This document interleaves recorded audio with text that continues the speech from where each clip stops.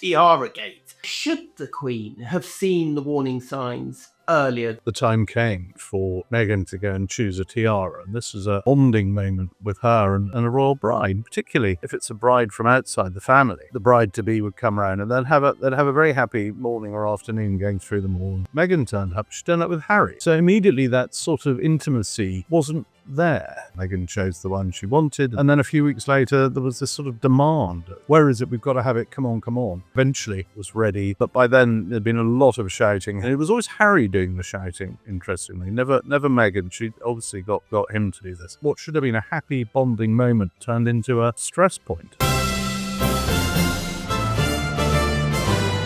Hello and welcome to today's episode of The Royalist. I'm Tom Sykes and I'm here to bring you all the gossip, scoops and scandal you can handle, including which royal has called Harry no fun and a bell end.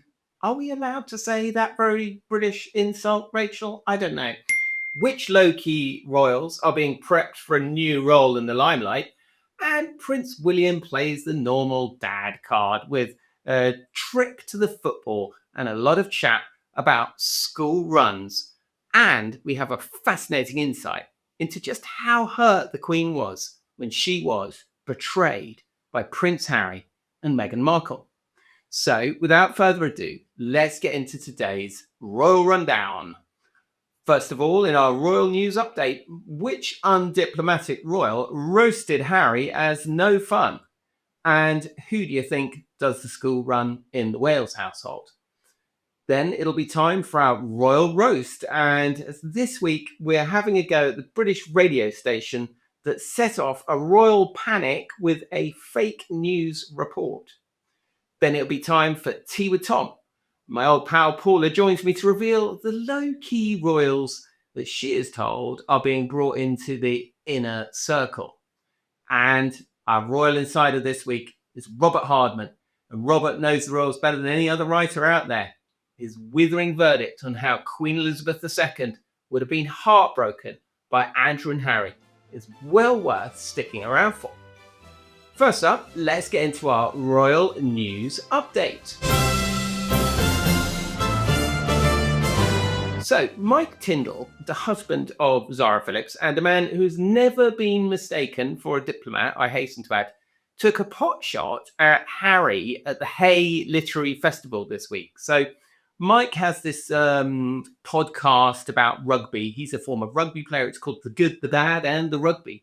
And he was doing a special live at the Hay Literary Festival. And he was asked about the celebrations at his 2011 wedding to Zara Phillips, and he expressed mock astonishment that his podcast host James Haskell had not sort of got himself into trouble by behaving badly at the reception. A lot of other people managed that way better than you, he said, like Harry when he was fun. Past tense there, ouch.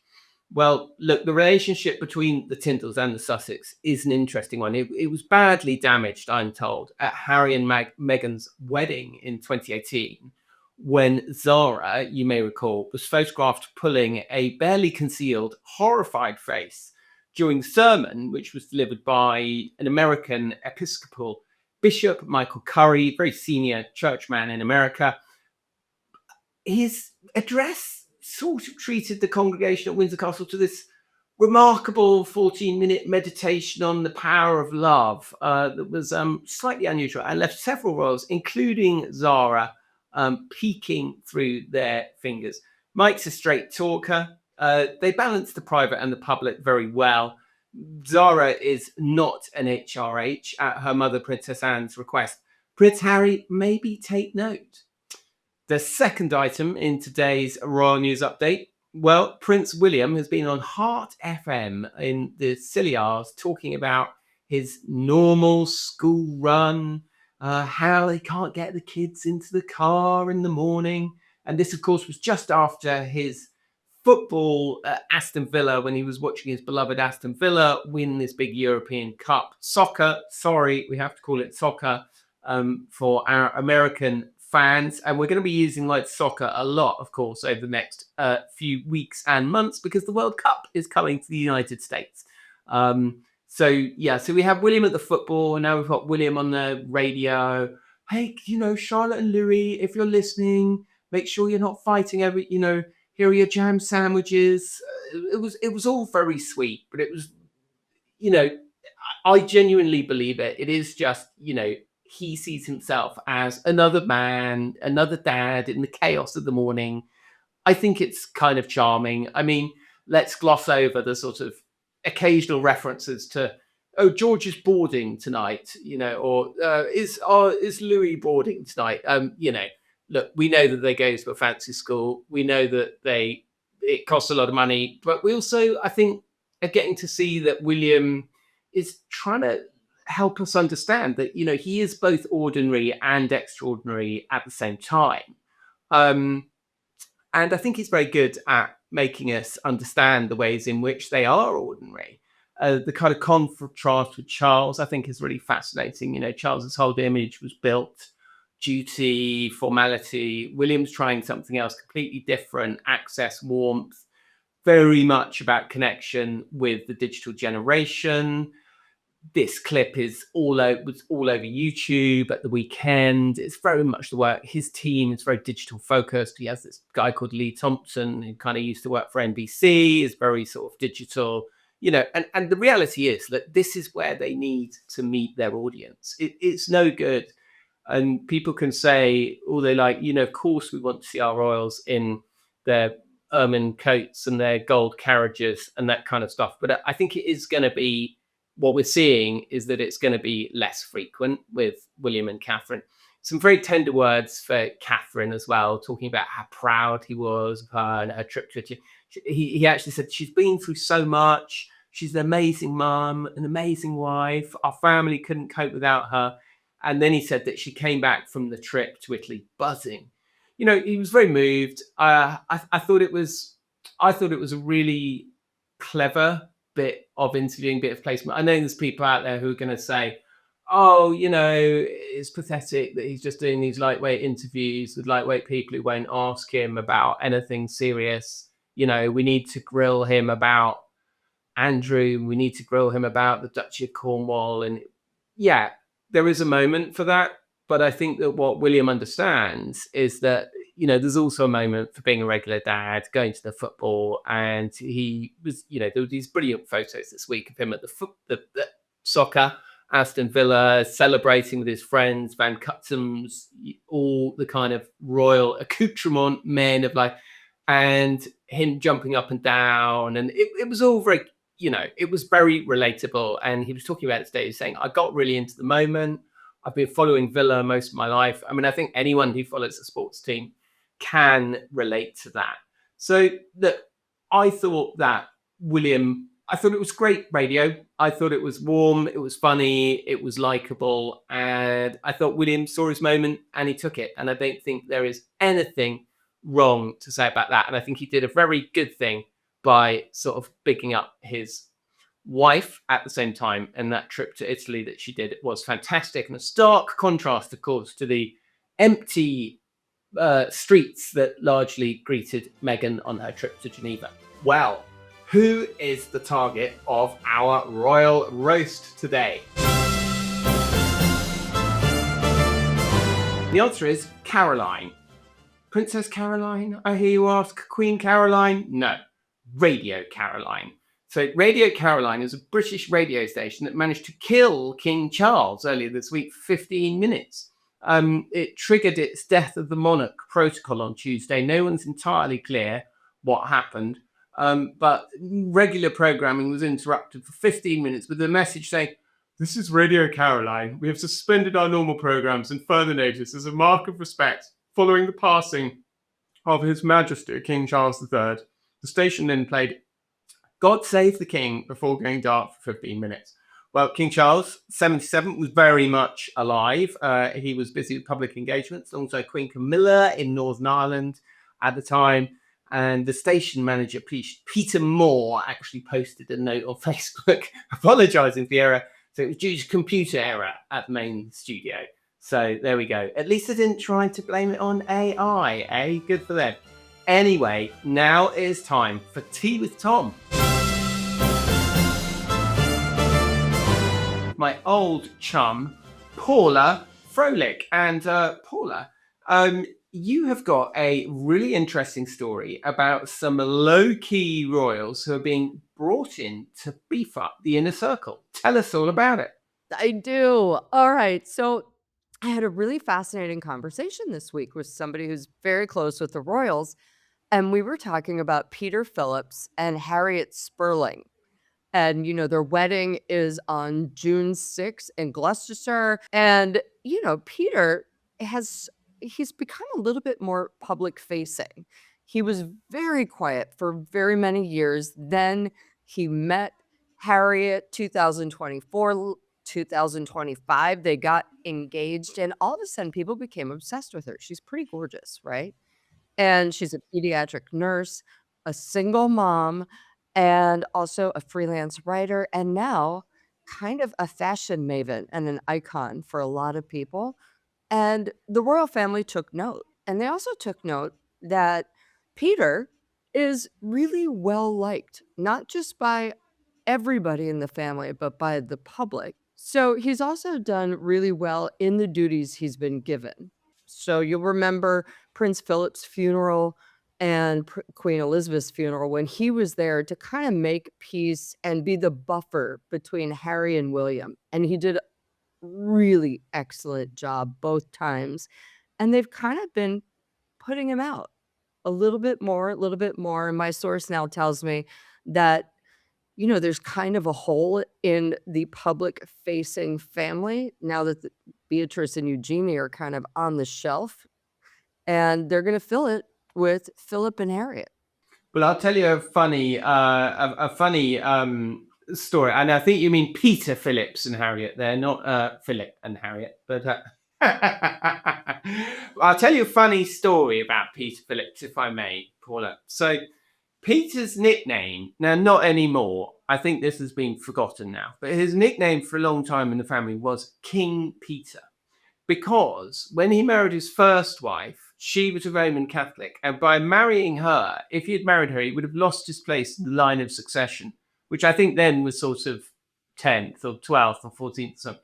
So he made his first wife convert from Roman Catholicism to Anglicanism so that he could retain his life, and leading to the rather mocking nickname King Peter. But that was a long time ago. And you're right, like, people do like Peter, they like Harriet, she's very sort of the thing of, they've slightly, in my honest opinion, they've sort of slightly oversold she's a humble NHS pediatric nurse, because she's actually from an incredibly grand British family, which is all fine. But they're a gorgeous couple, and they're not exactly young. I think they kind of capture that thing of, like, we can all have second lives and second marriages, and the royals are human. And of course, there's this really interesting thing underneath it all, which is that Princess Anne didn't give her children, Peter and Zara, royal titles. And it just seems to have worked out incredibly well for them, doesn't it? Yeah, she's really the example of how to raise normal children, because both of her children, Zara and Peter, are normal, lovely, fly under the radar, and are much beloved, not just by the family, but by everyone. They're just kind of cool, And the thing about Harriet, yes, they have oversold it. She's kind of oversold it as well, to be fair. She's a freelance writer and has written pieces about how she was a single mom and money was tight. And you're like, yeah, okay, was it that tight? However, people do love the fact that she is a single mom and she's very devoted to her child. And it just humanizes the family a little bit, And also, Peter's a good dad to his two kids. Everyone seems to get along. There's no acrimony, and there's also no grandstanding. These are the people who can just go out and go to places like Australia and not demand a public police force following them everywhere because in their head they need it. No, you're absolutely right. They are definitely the whole Princess Anne vibe, isn't it? The whole culture is taking the drama out of the situation. It's obviously, the kind of no nonsense attitude that they learned from their mum, and they haven't had it all their own way. Like, there's difficult. Peter obviously had broke up with his first wife, and yeah, and as you say, it is very, very humanizing. Yeah, they look like normal people I want to hang out with. And maybe if Harriet go through my closet and tell me what I should throw out, what not to wear. Half of that closet. Thanks, Harriet. I appreciate that. That's exactly what I would like, Tom. But I also just think, it's in comparison to Harry, and it's just so stark. You know what I mean? Like, here's Harry and Montecito with all the drama, and then here's Peter and Harriet just living their lives super quietly. And they also have their own jobs. They've made it work. Kind of like, here's the deal. Look at Harry and Meghan, right? They have money. They started off with money. They wanted more, hundreds of millions more. They wanted Prince William money. And they've kind of failed at every turn. Now look at Peter and Harriet. They were fine with the money they had. Harry probably had more money than Peter and Harriet had. And they're just like, we're good. We're going to do normal jobs and we're going to go work. She works for the NHS, probably makes literally almost nothing, but she's making it work. Peter is like, yeah, we're good. And now they're going to maybe add on a few extra dollars by working for the firm, but nobody needs a $28 million mansion in Montecito, private jets, whatnot. This is why we love them. It's kind of extraordinary, isn't it, Paula? This wedding, in many ways, is a graphic symbol of how far the Sussexes have kind of backed themselves into a corner with these kind of mad demands that they can't come to the UK unless they have security. Well, they certainly can't now because they've made such a big deal of it. They've looked so foolish. But it's also, I think, interesting. If you think 6 years ago, okay, some sharp words had been exchanged, like it was clear that things weren't perfect, but before the Netflix documentary, before the books, before the interviews saying that the royals were racist, you never would have imagined that we'd be in a place where they wouldn't be being invited to a big family event, a lovely big summer wedding. I mean, it's just incredible how they've managed to estrange themselves from the royal family. I mean, this should have been a great big family reunion. Everybody coming from all corners of the globe, giving hugs, showing off children, having a cousins moment. And it's just not going to happen. But it also shows how, even though Peter has played a peacemaker, we know what side he's on. We also know what side everybody's on. We certainly do. We certainly do. Paula, will you remind our viewers of your social media channels, please, where they can find more of you, which I'm sure they will want. Who wouldn't? Who wouldn't? Oh, thank you. Well, you can find me on YouTube at Paula Froelich, or you can go to my Substack. It's Paula Froelich Uncensored. I believe there will be a link in the bio or the description down below. And Tom, thank you so much. Power to the Order of the Lobster. Let's go. Paula, love you. Thanks so much. Bye. And now it's time for the grand finale, our Royal Insider.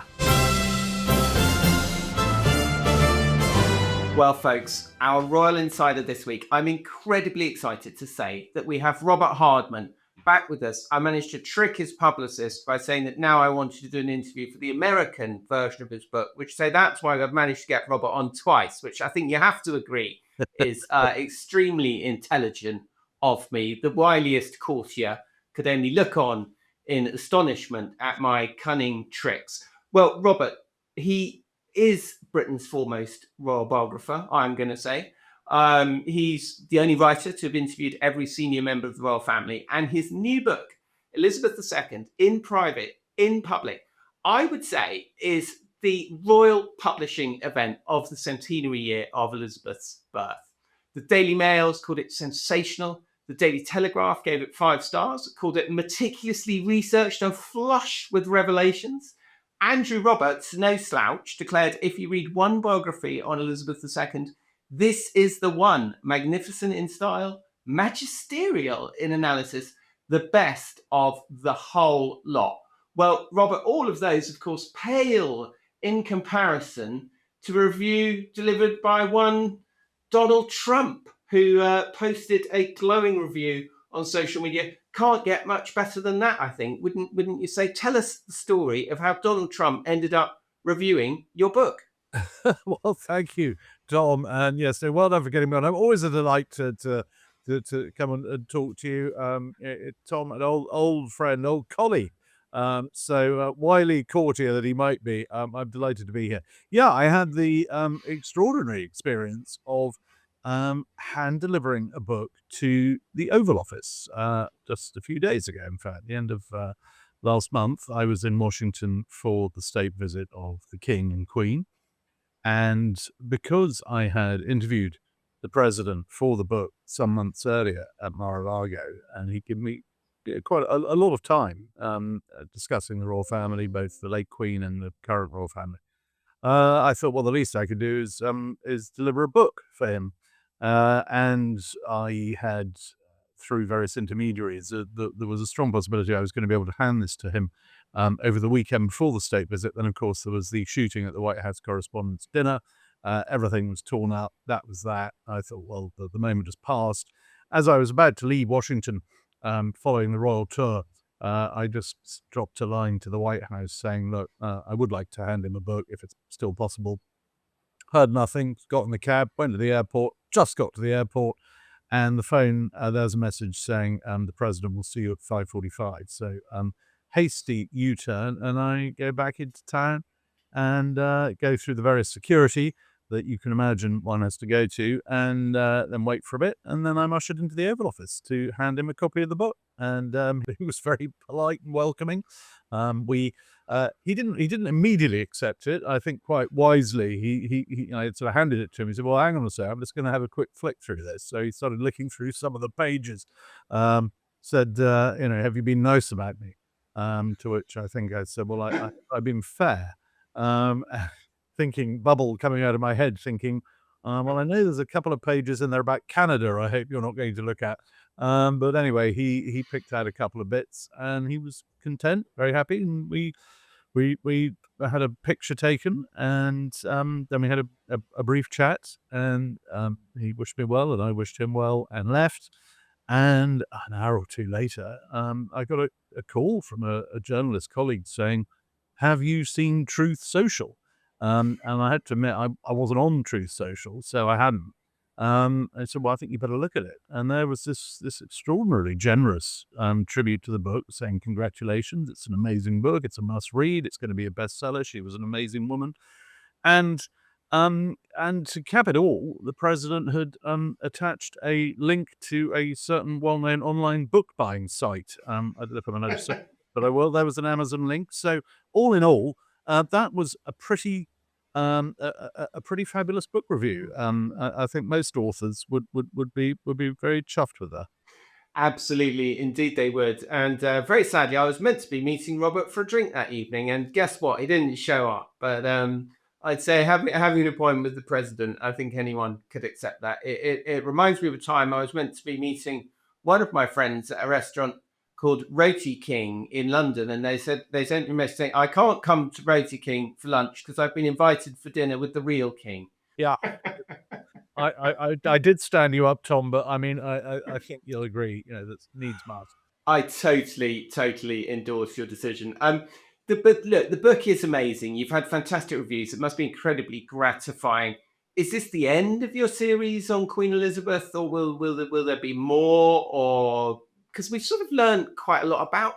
I feel like we maybe didn't know so much about Elizabeth during her life, but after she's died, people have come out and told us a bit more, haven't we? We're getting to know more of that answer of like, what was she actually like? Did you find people were more forthcoming? And I mean, do you think there's an argument to say that in another 5 years, people are even more forthcoming and tell you more stuff?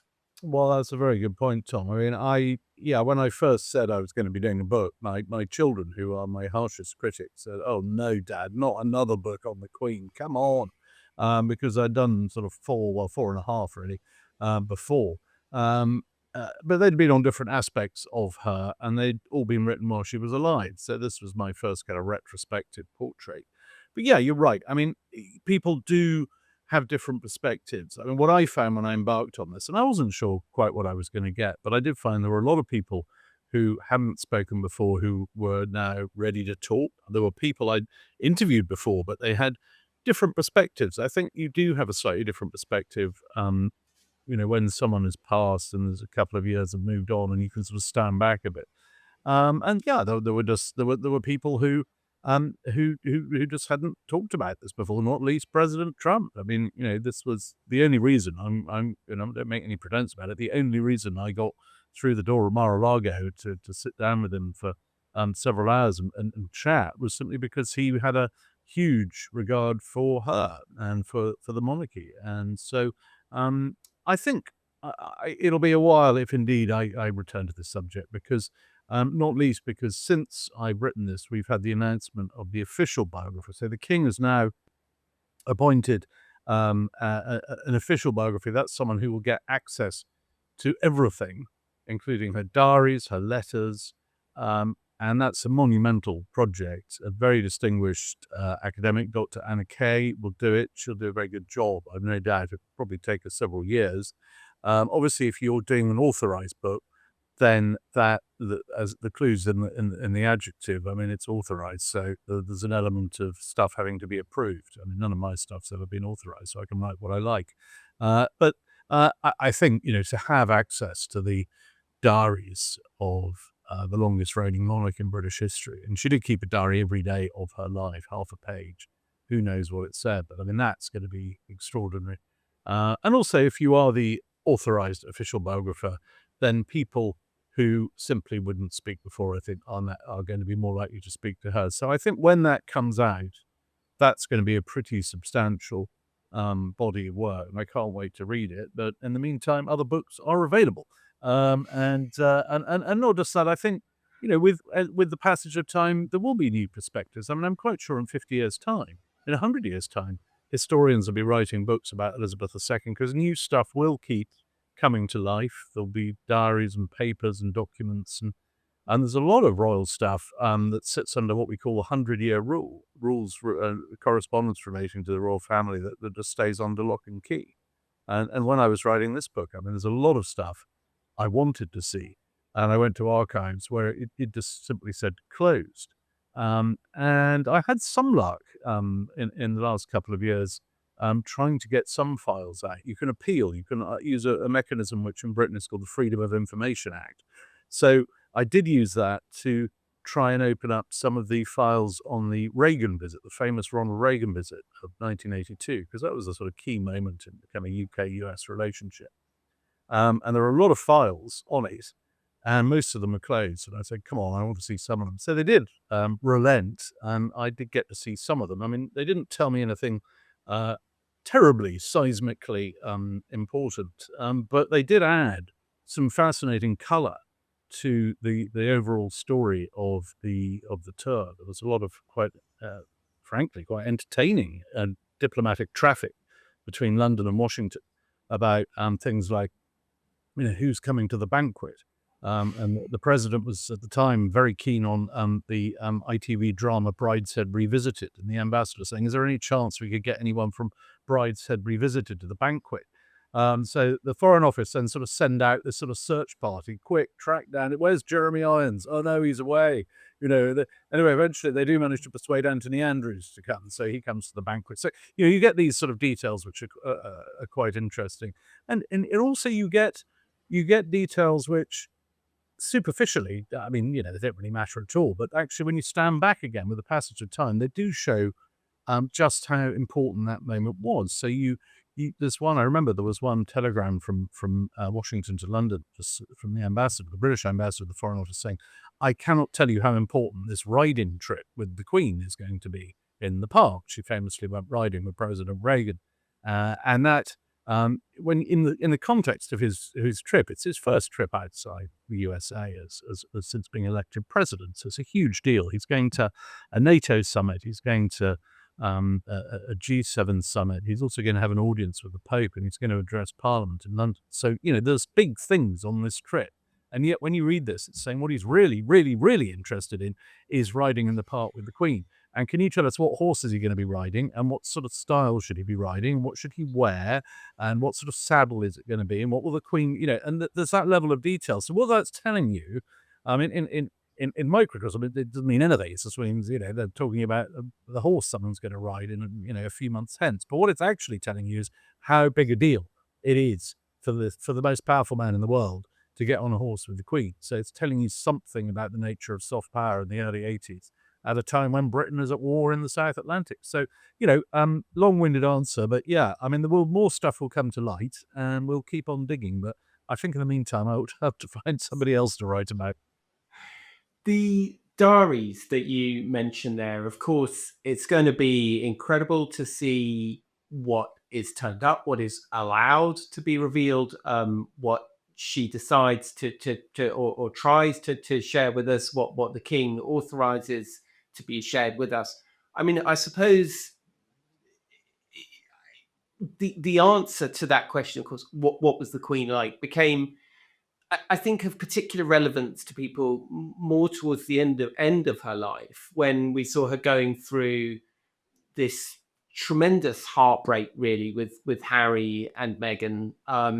You've said, I think, that you think that Harry would never have dared publish Spare while she was alive, because it was such a betrayal, and the betrayal of the Commonwealth. Or I was told that it was a cause of great pain and anguish and sorrow to her.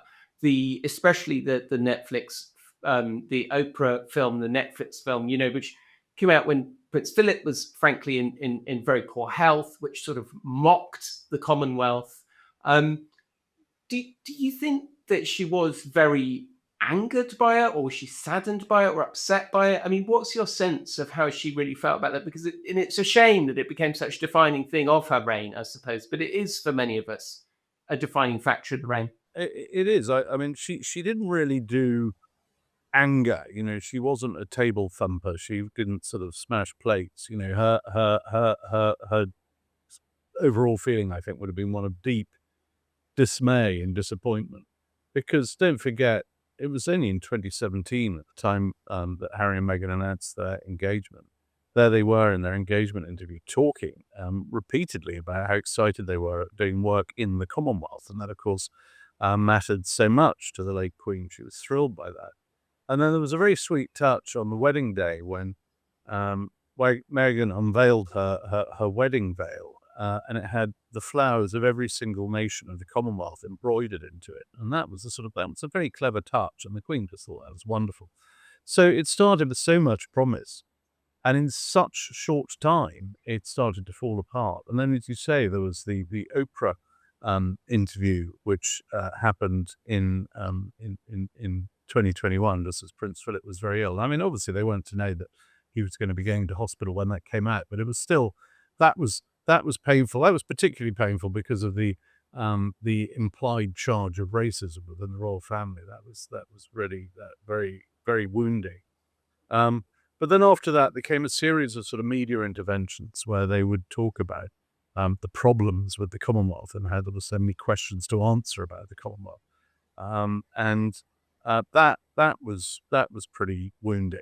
And then, of course, she wasn't alive to see their 6-part Netflix series that came out in the end of 2022, where, again, they were all sort of making more remarks about the Commonwealth as being somehow sort of something to be ashamed of.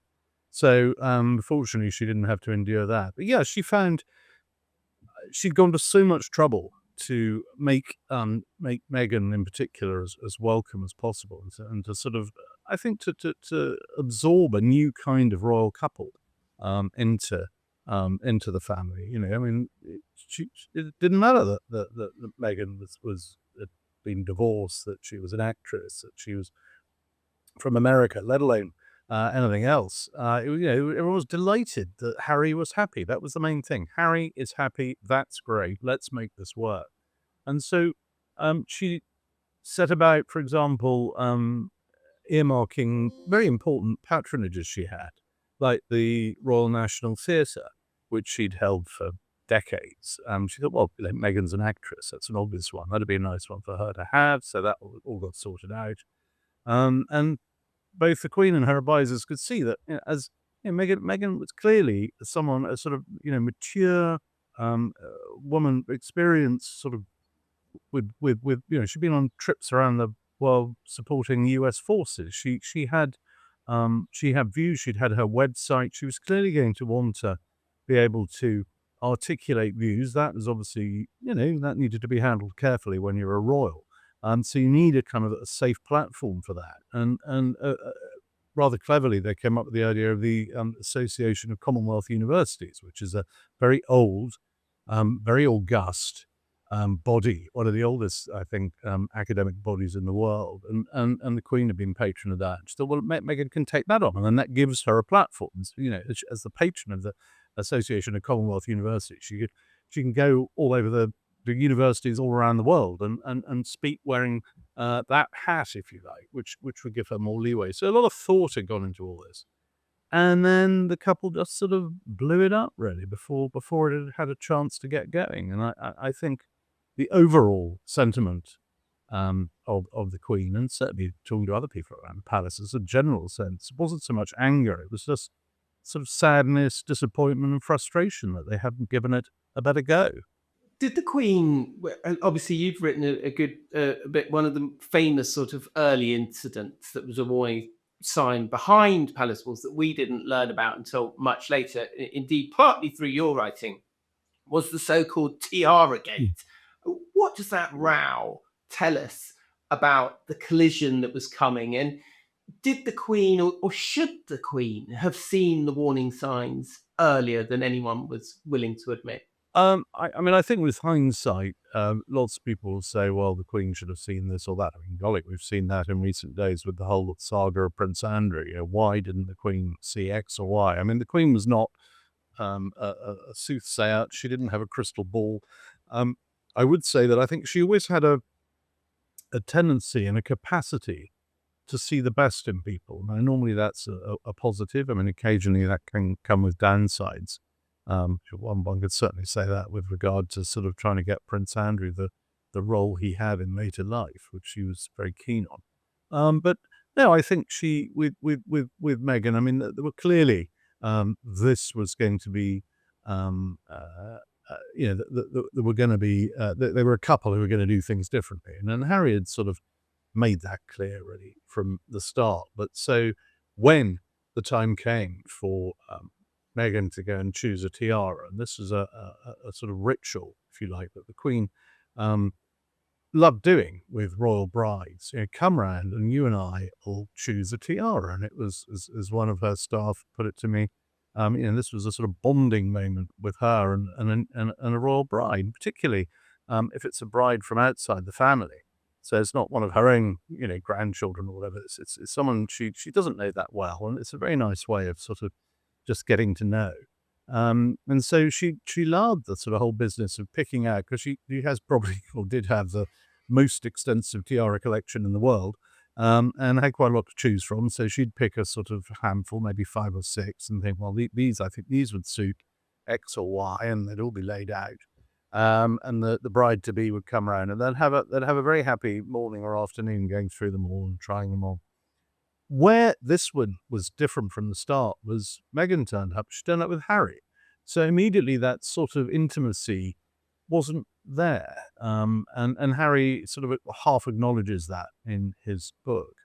And anyway, they chose, or Meghan chose the one she wanted, and that was fine. And then a few weeks later, there was this sort of sudden demand. We need the tiara now. The hairdresser is, sounds like the world's busiest hairdresser, was sort of flying in for a hair rehearsal. I didn't know such things existed. And needs this tiara. Where is it? We've got to have it. Come on. And at the time, the court was down at Windsor for Easter, as would happen every year. and there were other things going on. And tiaras aren't like it's not a simple case of sticking it on a dispatch rider's bike or just sending someone sticking it in the post. I mean, this is a sort of serious piece of royal jewelry. There are forms to fill, insurance stuff to sort out. But the other issue with the tiara was it was a very lesser known tiara, and they were still doing their due diligence on it. And what was particularly worrying, and this is something that never really used to be of any great concern in the past, but it has become lately, is the provenance of all these pieces. What are the diamonds in this thing? Could some of them have come from somewhere that turns into a scandal? Are there going to be any accusations of sort of colonial loot? I mean, you can't, for example, no one's ever going to wear, I think, the Koh-i-Noor diamond ever again because it's just so diplomatically, politically toxic. You've got about 6 nations all claiming it belongs to them. It's got a pretty unfortunate imperial backstory. So, but they just wanted to check it out, check out all the various parts in it because it was a sort of tiara that had come from 2 different sets of diamonds, and that took a bit of time. So anyway, eventually, the thing was given the green light and it was ready. But by then there'd been a lot of shouting. Harry, and it was always Harry doing the shouting, interestingly, never Meghan. She obviously got him to do this. And he'd been ringing around the house, shouting at people saying, "Where is this tiara? I must have it. We need it. We're having this hair rehearsal." And finally, the Queen's dresser, Angela Kelly, was dispatched up to London to Kensington Palace with the tiara. And there was a sort of standoff really with Angela and Prince Harry, and depending on who you talk to. I mean, Harry writes about this in his book. I mean, he acknowledges that this argument happened, but as he recalls it, that he got a sort of earful from Angela, and that it was all very scary. And as other people recall it, I mean, Angela's never spoken about it, but I mean, other people recall that actually, it was Harry doing the shouting. I mean, the bottom line was there was a lot of pre-wedding nerves, pre-wedding tensions. But it was just an unfortunate episode that hadn't happened with any other royal wedding. That was as simple as that.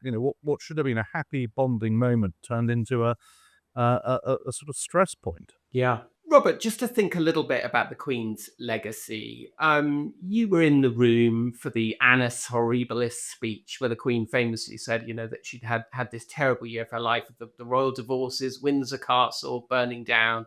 But looking back across everything, I mean, the Queen ultimately, although there were moments, weren't there, and we can forget it now. We can look back at it and go, well, of course, it was a happier time and everything was stable and everything was brilliant. But I mean, there were definitely massive ups and downs. But I mean, you say that ultimately she normalised being a monarch without sort of sacrificing her sense of majesty. Given everything that Charles is navigating now, do you think that he can strike the same balance? Do you think it's even possible in this era of much greater scrutiny? Do you think by telling us so much about who he is when he was younger, he set himself a harder task and made a rod for his own back?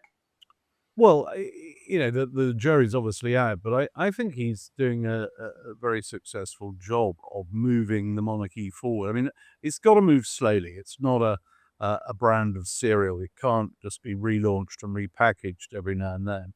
But I think particularly what we've actually seen in the last few months, and notably with that state visit to the USA, we've seen a way that he has taken the role. And he does do it differently. I mean, there is no way. Yes, the late Queen did address Congress herself back in 1991, and it was a very workmanlike speech, and it began with a joke. But it was in that instance that the sort of people were just sort of almost in awe that the Queen is here and she's speaking. There was much more attention to the substance of Charles's speech to Congress, not least because obviously we've heard him speak. It was something that no one particularly knew about hearing him make speeches. But I think the way that he did it, both in Congress and at the state banquet, echoed what he'd done on his first state visit in Germany, and I was with him on that, and when he addressed the Bundestag. And there was a real sense of sort of gravitas and the sense of occasion there. This wasn't just another VIP coming in and doing a speech. There was a real sense of, this is the king. He's got interesting things to say, and he brings with him this sort of weight of history.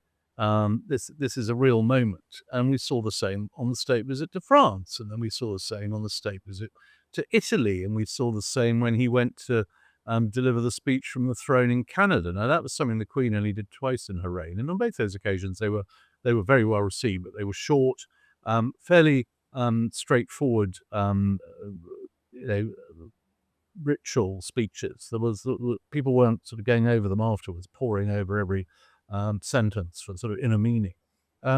That's what he does. So I think in that regard, I think he's shown himself to be a real statesman, and that's certainly going to be part of his legacy. And I think people have to be reminded from time to time. This is someone who's still undergoing treatment for cancer. I mean, you had to remind people during that visit to the US. This was he had this medical backstory.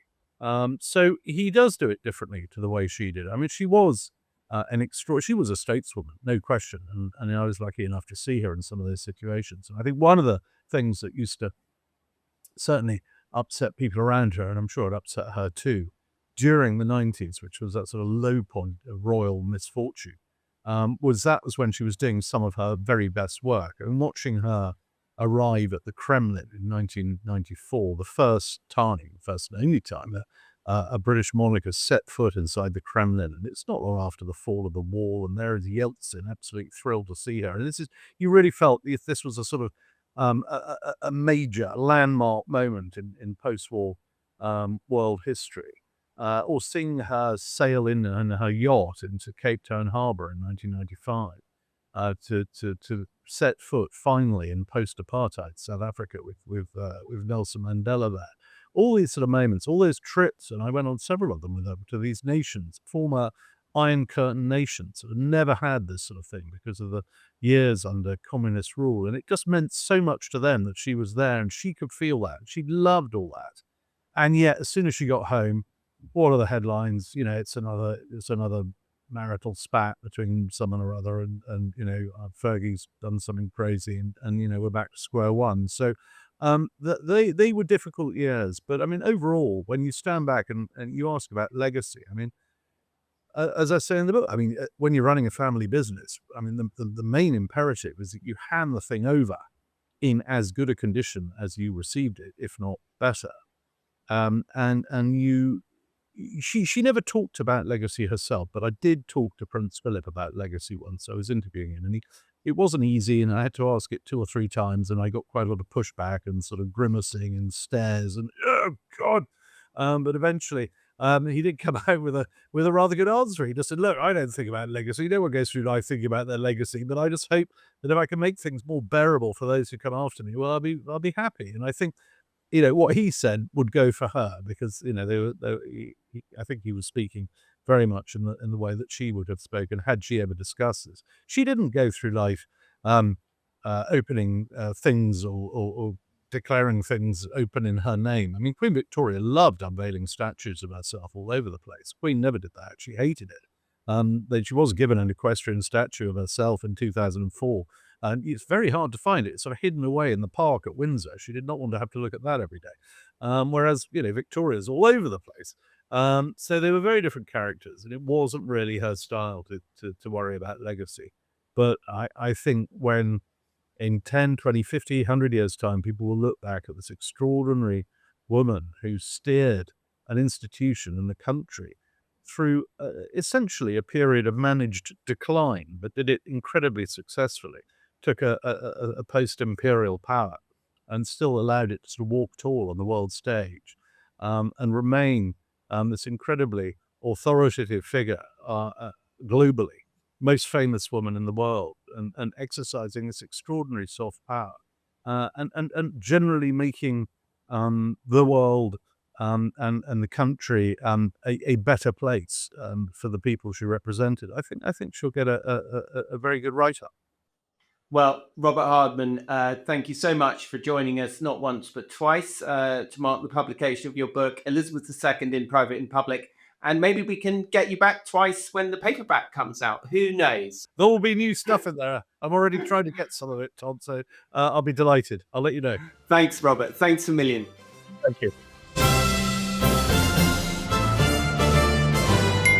Well, thank you very much to our magnificent guests, and thank you so much to you for spending an hour of your valuable time with The Royalist. What was your favourite part of the show today? Mine, obviously, was Robert Hardman.